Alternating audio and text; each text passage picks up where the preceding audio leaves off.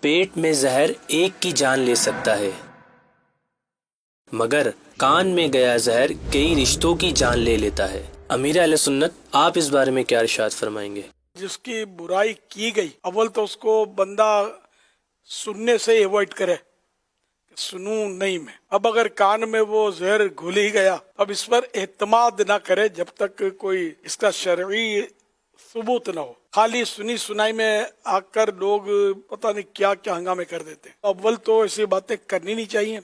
اگر کسی کے کان میں چلی گئی ایسی باتیں تو اس کو آگے بڑھانی نہیں چاہیے اور دل میں اتارنی نہیں چاہیے، بلکہ حسن ظن کا اگر جام پیئیں، کسی مسلمان کے بارے میں بدگمانی سے بچیں تو انشاءاللہ اس میں فائدہ ہی ہوگا۔ حدیث پاک میں حسن الظن من حسن العبادت، مسلمان کے بارے میں اچھا گمان اچھی عبادت سے ہے۔ اچھا خیال رکھنا، اچھی سوچ کسی کے بارے میں رکھنا، یہ اچھی عبادت سے کیوں مطلب ہے کہ عبادت کا ثواب کمائے، آگے نہ بڑھائے۔ ایک ورڈ ہے، اگر آپ اس پر ایک اصلاح فرما دیں، اگر ہم وہ اپنی ڈکشنری سے نکالنا چاہیں تو یا اپنی گفتگو سے نکالنا چاہیں تو کیا ہم نکال سکتے ہیں کہ جب کوئی بات کرنے جائے اور یہ کہے یار دیکھو میں نے سنا ہے، یعنی وہ اتنا نیک بننے کی کوشش کرتا ہے، دیکھو میں نے سنا ہے، اپنی طرف سے نہیں بولا، ایسا نہیں بولا میں نے بولا ہے، دیکھو میں نے سنا ہے، میں بتا رہا ہوں سنا ہے، اب دیکھو سچی کھٹی جھوٹی تو اللہ بہتر جانتا ہے، مگر میں نے سنا ہے یار ایسا ہوا ہے۔ تو اگر اسی کو نہ یہاں پر کچھ روکنے کا اہتمام کیا جائے گا، اگر تم نے صرف سنا ہے تو پھر سنا ہے تو پھر سن کر سن ہو جاؤ، پھر آگے بڑھانے کی کیا ضرورت ہے؟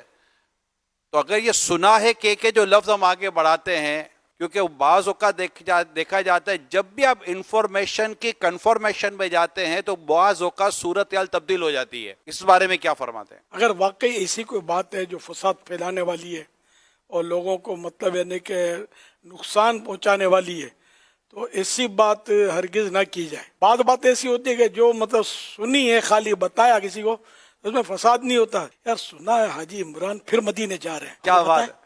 واقعی اگر کوئی ایسی بات کہ تو اس میں فساد نہیں ہے نا، فساد نہیں ہے نا اس میں، یوں مطلب یعنی کہ جیسی بات تھوڑا اس میں پلس کر دینا کہ سنا ہے، ویسا حکم ہوگا۔ تھوڑا اس میں پلس کر دینا کہ سنا ہے عمران پھر اب ملے سنوں کے ساتھ مدینے جا رہا ہے، تھوڑا پلس کر دو۔ سبحان اللہ، اللہم آمین۔ آمین۔ ایسا ہو جائے تو کیا بات ہے۔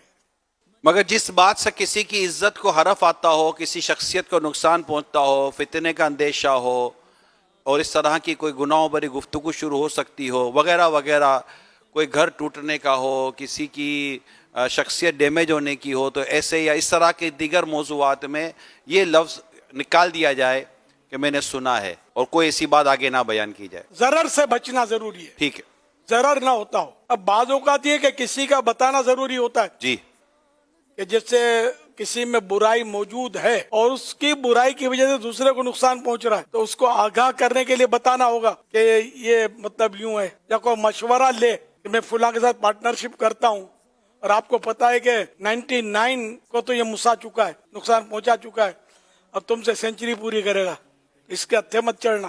تو جہاں ضرورت ہے تو حدیث پاک میں نا فاجر کو مشہور کرو اور اس کا ذکر اس بات کے ساتھ کرو جو اس میں ہے۔ لوگ اسے کب پہچانیں گے؟